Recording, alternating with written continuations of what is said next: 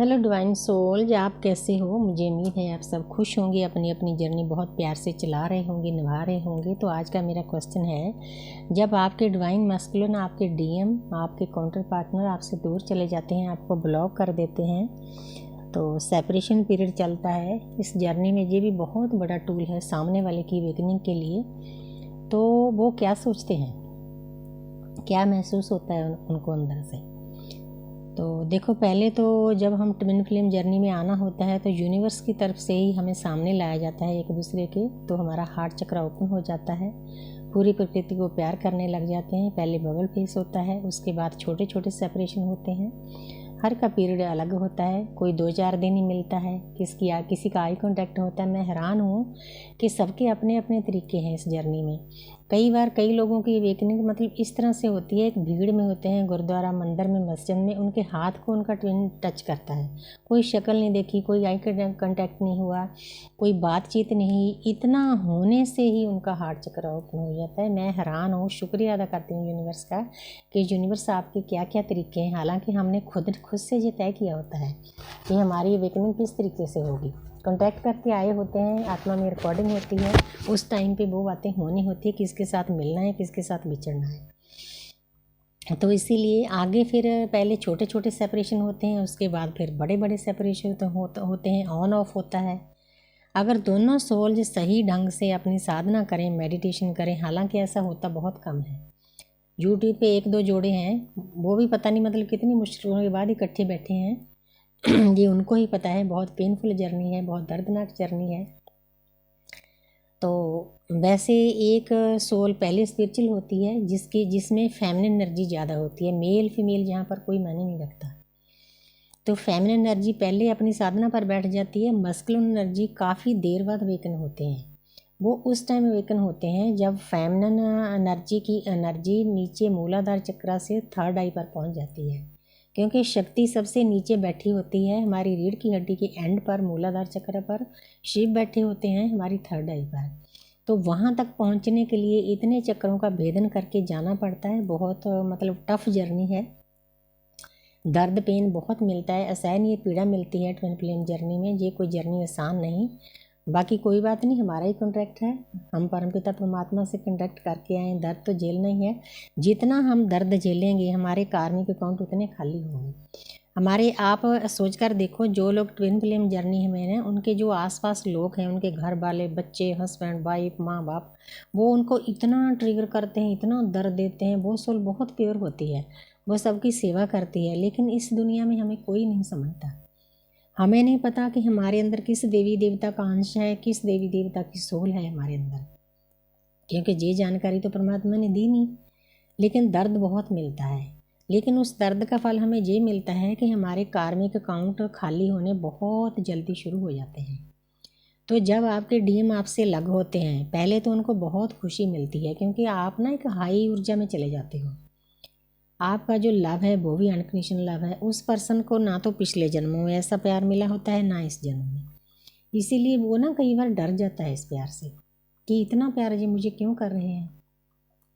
उससे ऊर्जा बर्दाश्त नहीं होती, क्योंकि वो लो एनर्जी में होता है। सामने वाला मैट्रिक्स में फंसा होता है, दूसरी सोल अवेकनिंग हो जाती है, स्पिरिचुअल हो जाती है।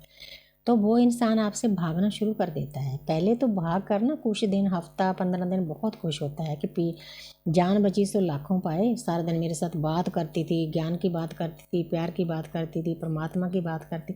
उसको परमात्मा की बातें अच्छी नहीं लगती, क्योंकि उसकी आत्मा सोई होती है।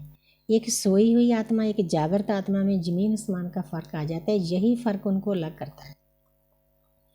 तो वो इंसान आपसे भागना शुरू कर देता है। मतलब वो ईगो में भी बहुत होता है, मैट्रिक्स में फंसा होता है। उसको ऐसे लगता है कि ये कोई ज़रूरी थोड़ी है, क्योंकि हमारा एज गैप बहुत होता है इसमें। कहीं डिवाइन फेमिनिन बड़ी होती है, कहीं डीएम बड़े होते हैं।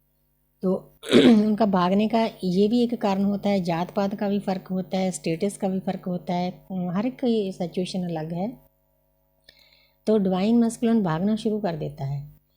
तो भागने के बाद जब कुछ टाइम के बाद फिर उसके दिमाग में आता है कि नहीं, वो तो मुझे हील करती थी, उससे मुझे ऊर्जा मिलती थी, एनर्जी मिलती थी।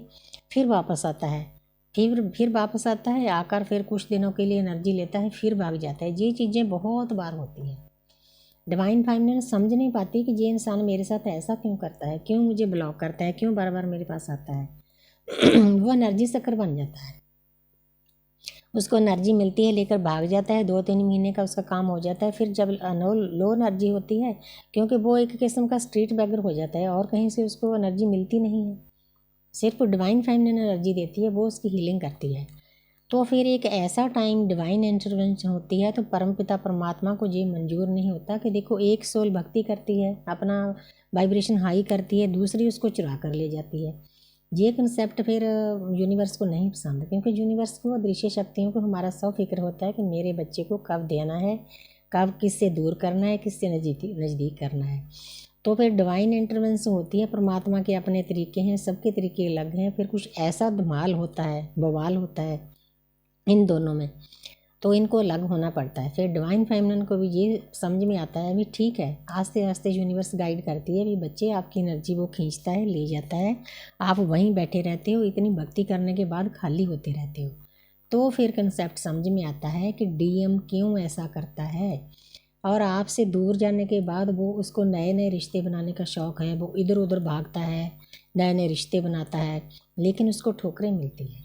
जो दर्द उस पर्सन ने आपको दिया होता है वो ही बैकफायर होता है, उसकी हालत ऐसी हो जाती है। डिवाइन फेमिनिन तो देखो शक्ति है, हालांकि शिव में भी शक्ति है, लेकिन उसकी जो शक्ति है ना वो बहुत लो एनर्जी में होती है, उसकी शक्ति बाहर होती है, हम होते हैं उसकी शक्ति।